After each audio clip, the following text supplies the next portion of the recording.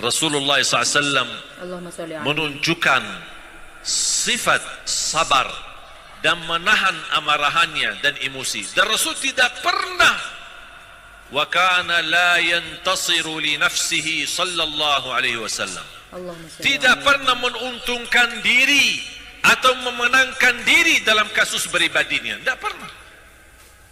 Selalu memaafkan.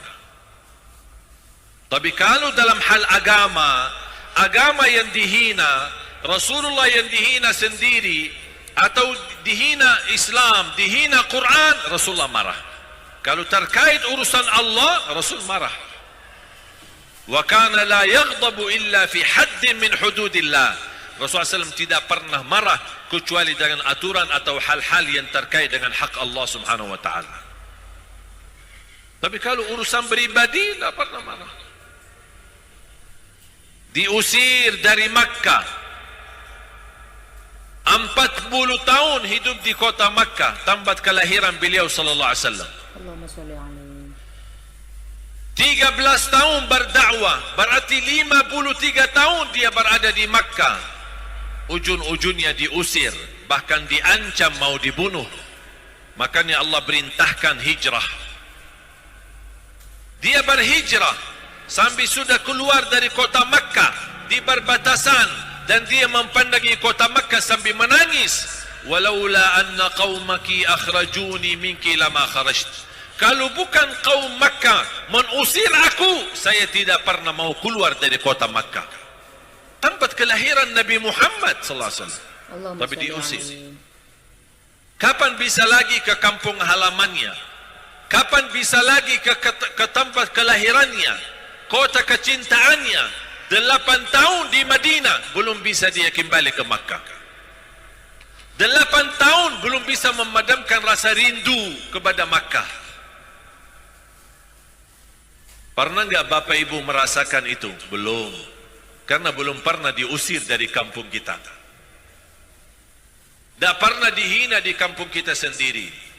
Coba bayangkan kalau kita menjalani tugas di luar kampung, dan begitu selesai tugas kita bertahun-tahun, dan kita kembali ke kampung kita, malah diusir sama masyarakat. Tega enggak? Bisa enggak kita terima? Susah. Membayangkannya aja susah. Bagaimana kalau bisa merasakannya? Rasul datang tahun 7 Hijriyah hanya dengan pakaian ihram, ingin melaksanakan umrah, tidak dibolehkan sama kufar Quraisy. Kampung saya, kota kelahiran saya, tidak boleh, tidak boleh. Sampai terjadi Sulhul Hudaybiyah, baru Rasulullah SAW kembali ke tahun berikutnya, tahun 8, baru terjadi Amu Fatah Makkah. Sampai Rasulullah SAW naiki unta dan membaca, Inna fatahna laka fathan mubina liyaghfira laka Allahu ma taqaddama min dhanbika wa ma ta'akhkhar wa yutimma ni'matahu 'alayka wa yahdiyaka siratan mustaqima wa yansuraka Allahu nasran aziza. Allah berikan pertolongan kepada Nabi Muhammad SAW. Bahkan ketika di Fatah Makkah, semua kufar Quraisy datang, semua pimpinannya, semua orang-orang yang selama ini memusuhinya, menghina, mencaci maki, bahkan membunuh sahabatnya. Dan Rasulullah SAW membawa tongkat di atas untanya sambil jalan dan tawaf. Kemudian dia menunjukkan tongkatnya di atas kepala batung-batung yang ada di sekitar dan sekeliling Ka'bah. Lebih dari 300 batung yang ada di situ. Hanya dengan Rasulullah SAW tunjukkan tongkatnya dan membaca, wa qul ja'al haqq wa zahaqal batil innal batila kana zahuqa. Sampai Rasulullah SAW membaca ayat itu, semua batung-batung itu jatuh, rotoh dan juga menjadi pasir. Habis itu selesai tawaf, Rasulullah SAW menaiki pintu Ka'bah. Semua kufar Quraisy ada di posisi bawah dan semuanya tunduk. Sambil Rasulullah SAW menyampaikan perkataan kepada Quraisy, ma tadhunnuna anni fa'ilun bikum, Apa kalian kira akan saya lakukan terhadap kalian? Kalian kira-kira apa? Ma tadhunnuna anni fa'ilun bikum?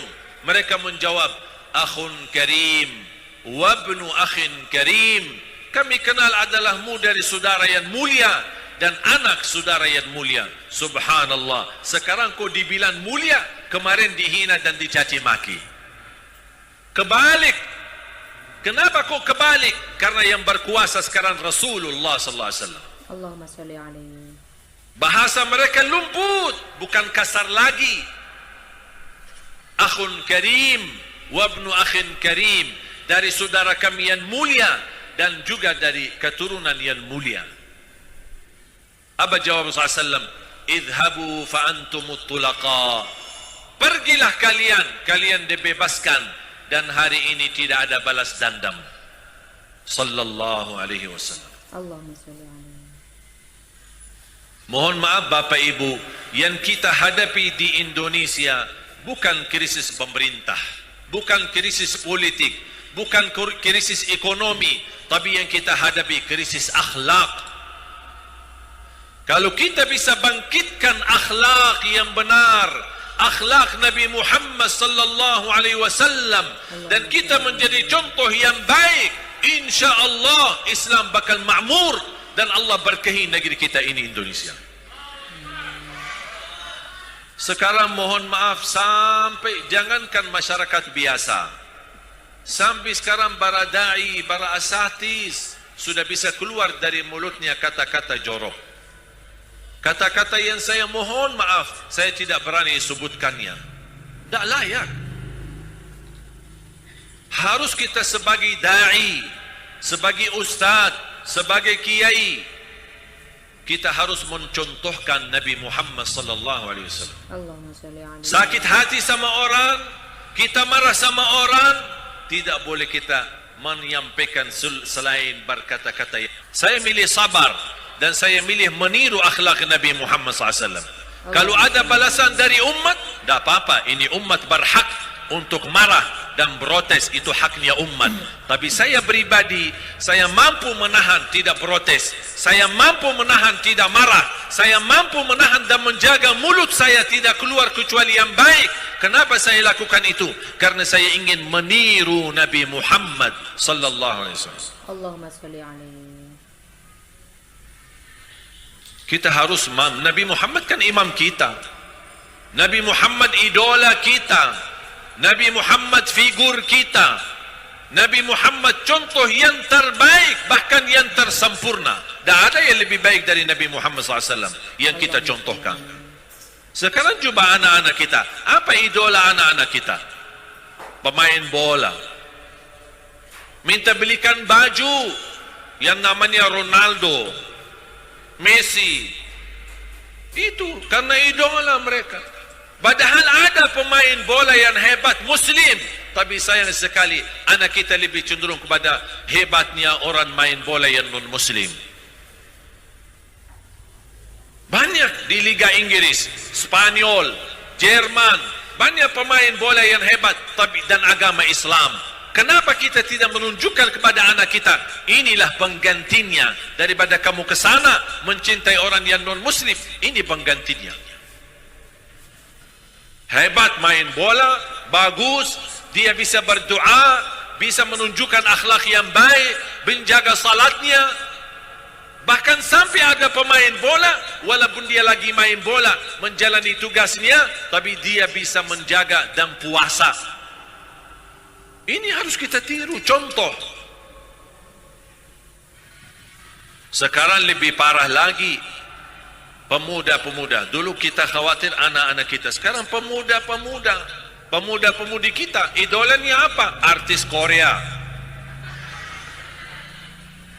Jangankan anak muda sekarang yang suka artis Korea, sambil bapak-bapak ikut-ikutan nonton artis bola Korea. Yang lebih parah, malah disuruh kita contohkan budaya Korea. Alhamdulillah, kita punya budaya kaya raya, tak perlu kita mengikuti budaya Korea. Betul kan? Betul. Banyak alhamdulillah tradisi yang baik di tengah kita. Gotong royong di antara kita, saling membagi, saling mencintai, kebersamaan, wa ta'awanu 'alal birri wat taqwa. Banyak budaya di Indonesia yang harus kita banggakan dan kita syukuri. Kok disuruh kita ikuti contoh Korea sih? Korea yang ikut kita tidak perlu ikut siapa-siapa. Kita cukup mengikuti siapa? Nabi Muhammad sallallahu alaihi wasallam. Allahumma salli alaihi. Jujur saja Bapak Ibu, setiap saya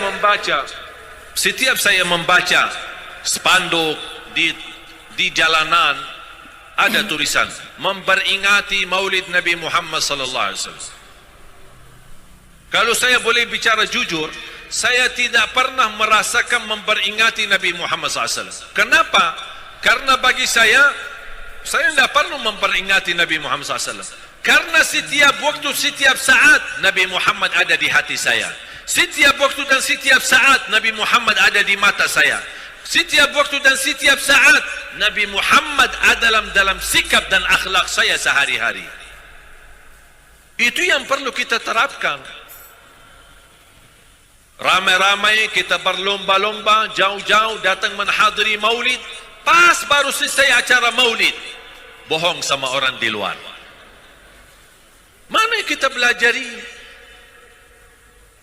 Inti daripada memperingati maulid Nabi SAW, kita mengikuti contoh yang baik. Walaupun kita tidak mampu mengikuti sejarah keseluruhan, tunjukkan yang terbaik. Mana yang kita mampu ikuti akhlak Nabi Muhammad, terapkan akhlak Nabi Muhammad SAW. Allahumma salli alaihi.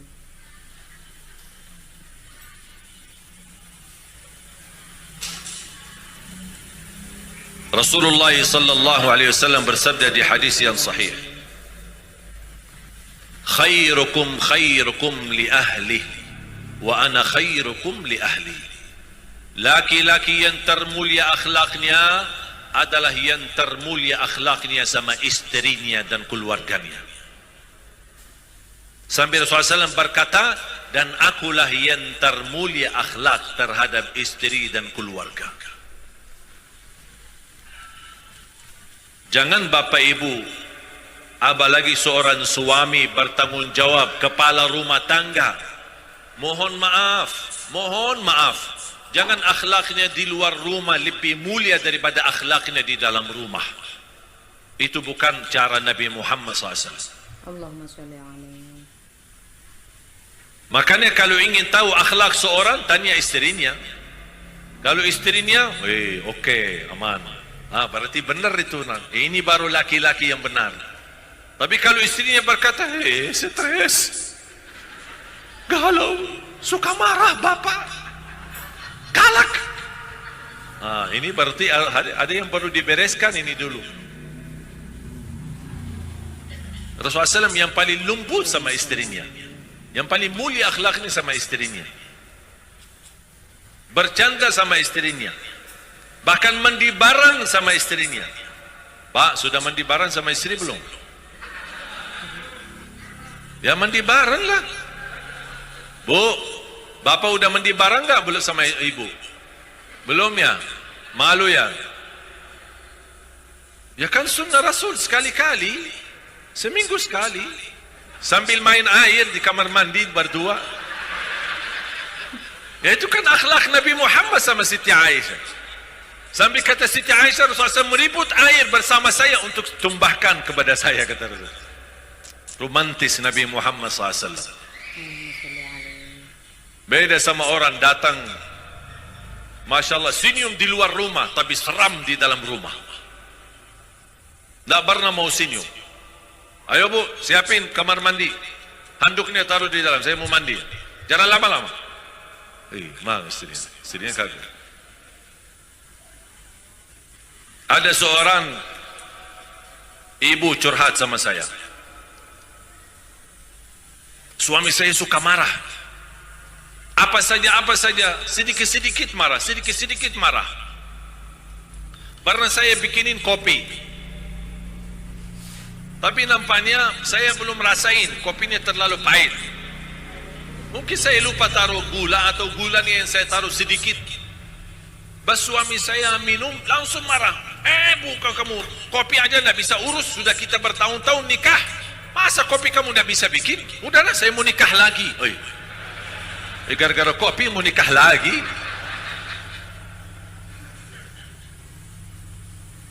Mohon maaf Bu, ini bukan hanya curhatan dari ibu-ibu ya. Ada juga curhatan dari bapak-bapak. Ada seorang bapak curhat sama saya. Syekh, mau bertanya? Boleh. Apa bertanya? Saya heran sama istri aku ini. Kenapa heran sama istrinya? Kalau pas ada acara pesta, acara pernikahan, Masya Allah jentiknya luar biasa. Pakaiannya rapi, make up, semua menarik. Parfumnya, harumannya, rakyat, seksi. Saya Masya Allah. Pas kalau udah ada acara di rumah, kayak hantu.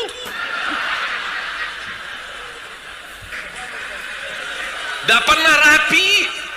Betul gak? Makanya Bu, jangan pas di saat ada acara suka rapi. Walaupun dah ada acara, jangan setiap bapak datang siang hari malah kita sambut dengan bawang putih, bawang, makanan, sayuran. Mau salaman, mandi dulu, ganti baju dulu, biar sambut bapak dengan harumannya. Masya Allah, ibu cantik sekali. Ibu mau kemana? Tidak kemana-mana Pak, ini untuk buat bapak. Masya Allah. Insya Allah tidak nikah lagi kalau gitu. Betul kan? Makanya ibu jangan membiarkan suami ibu suka cuci mata di luar. Kenapa bapak suka cuci mata di luar? Karena mohon maaf, mata bapak ketika mempandangi ibu tidak memuaskan. Puaskan mata bapak di rumah. Puaskan. Mohon maaf, suami sebelum menggauli istrinya, yang pertama dilihat adalah matanya. Mata lihat, wow, baru dia pingin bertemu istrinya, mau tidur bersama istrinya. Tapi kalau istrinya bau makanan, bajunya tidak rapi, itu aja yang dipakai selama 1 minggu. Tidak pernah ganti baju. Gimana Bu? Tidak apa-apa, masing-masing punya kekurangan.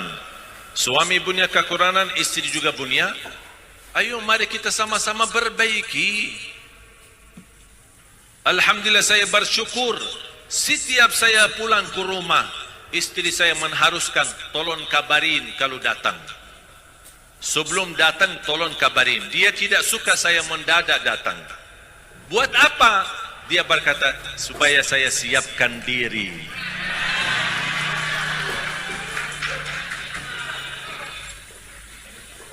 Alhamdulillah. Ya, makanya yuk para istri berjuanglah. Berjuanglah. Kalau istri sudah merasa tidak mampu, tidak sanggup, ikhlaskanlah suaminya. Faham dia ikhlas? Ya, jadi ibu harus punya pilihan. Tak boleh ibu tidak rapi di rumah, tidak harum, tidak berpakaian enak dan manis, dan tidak boleh suaminya nikah lagi. Protes. Sudah galau di rumah dan tidak boleh nikah lagi. Kalau ibu tidak mau suami nikah lagi, tolong puaskan matanya dan puaskan hatinya supaya dia bisa menjadi taat dan cinta mati kepada ibu.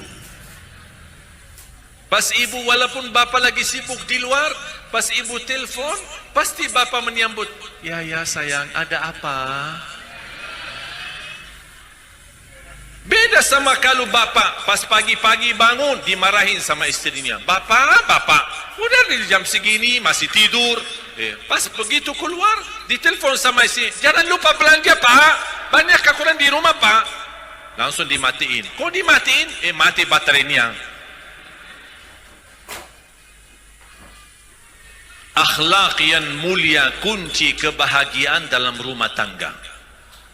laki-laki bermulia akhlaknya, istri pula bermulia akhlaknya. InsyaAllah, kalau kita meniru Nabi Muhammad sallallahu alaihi wasallam dalam rumah tangga, pasti akan Allah berikan kebahagiaan, sakinah, mawaddah, warahmah. Bahkan keturunan kita insya Allah salih-salihah.